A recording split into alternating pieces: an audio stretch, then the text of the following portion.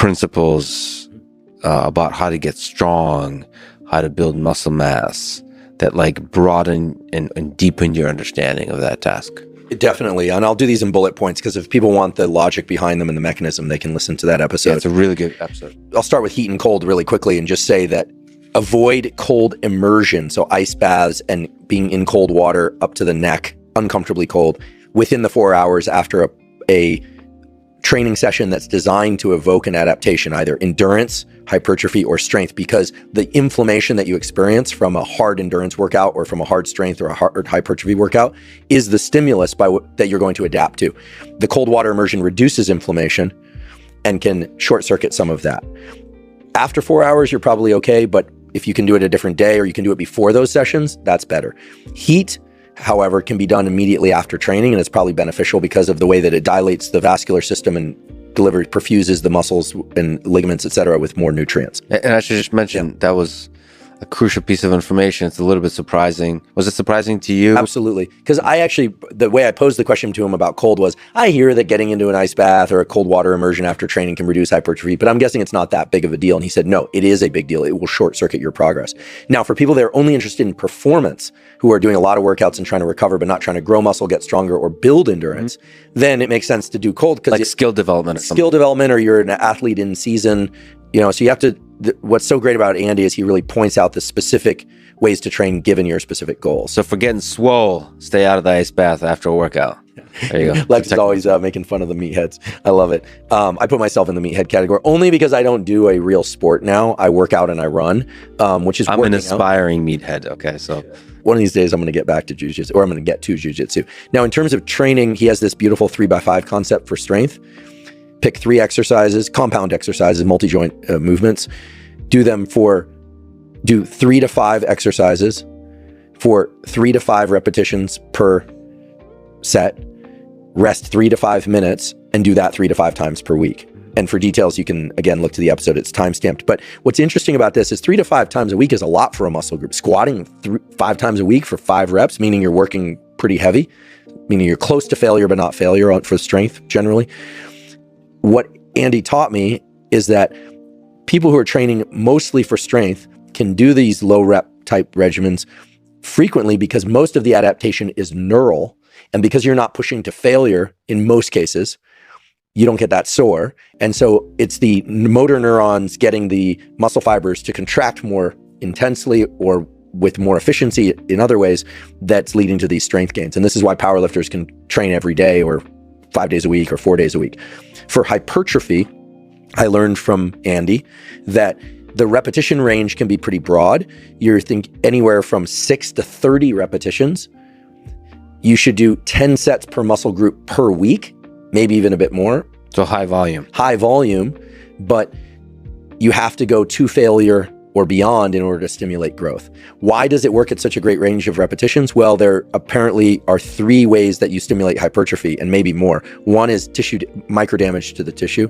The other is through some sort of tension-based changes in the molecular gene programs of cells that lead to protein synthesis that are distinct from damage, and the other are metabolic effects of like high repetition work of superfusion of the muscle with blood. We know that third category exists because people are now doing this blood restriction training where they cuff off a muscle and they'll use a really light weight. I've done these before. You can use a 5-pound weight and do curls with this, and you are in pain and the muscles are swelling up with blood. It does lead to hypertrophy, but in general, you're not sore.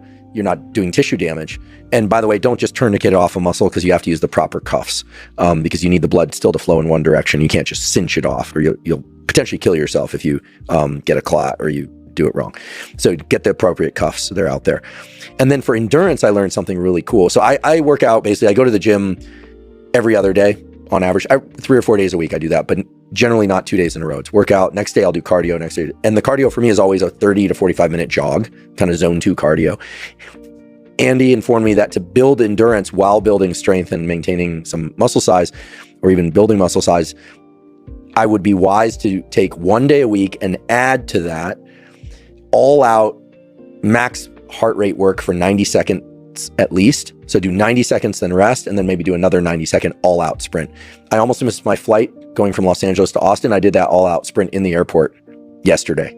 So I actually think it's done for me. So there was a sprinting Dr. Huberman throughout. with 3 bags. That's awesome. Because I travel, generally I'll travel with too much stuff. I love how you were probably running late for a flight and used that as an opportunity to explore. Well, as I was doing it, I was thinking to myself, okay, Andy, that's a 90-second sprint, because I got to the security line. I finally TSC. But that's for extending endurance? That's for, yeah, it actually has some carryover effects on endurance if you're doing the other stuff. And then he also said 1 day a week to do this workout, and I haven't done it yet. Maybe we do it tomorrow, it'd be fun, which is you run a mile. You ask yourself, how long did that take? Let's say it took 8 minutes.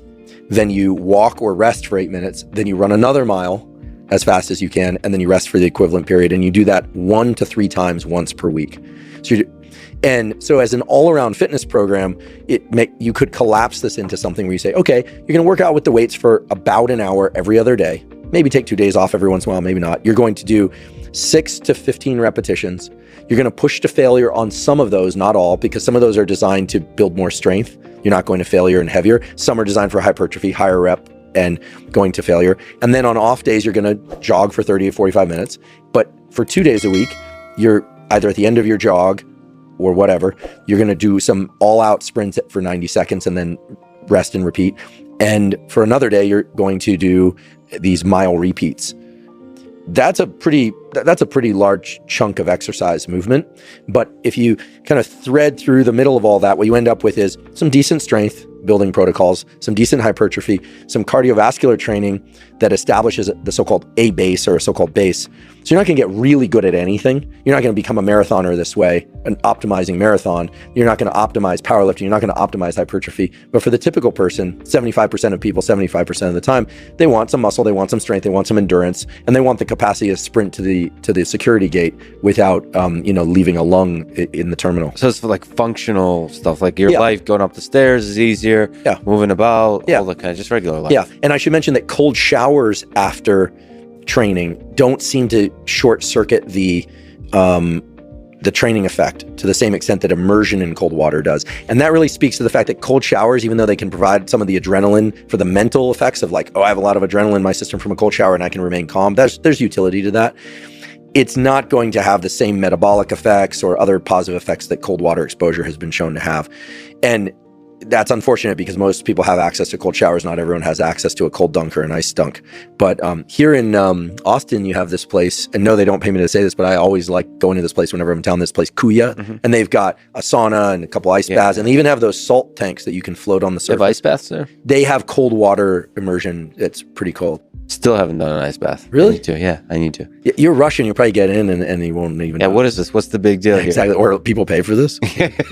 I did a post, right, of you as a baby. Yeah. It's I had to go deep to get that photo of Lex in a bassinet in the snow. Yeah.